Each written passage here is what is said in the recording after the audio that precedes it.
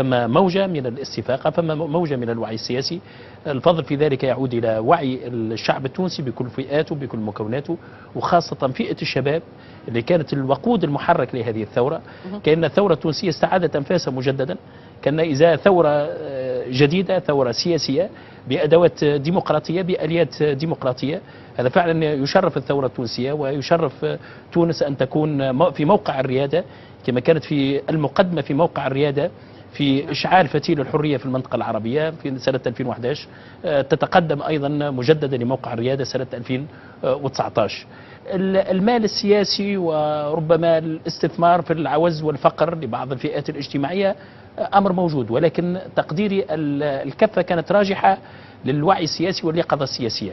الشعب التونسي اكتسب أستطيع أن أقول مناعة ذاتية في مواجهة التضليل الإعلامي، في مواجهة مراكز النفوذ، مراكز التضليل. الشباب أغلبية الفئات الاجتماعية وخاصة الشباب بناتنا وأولادنا فعلا يتمتعوا بدرجة عالية من الوعي ومن اليقظة السياسية.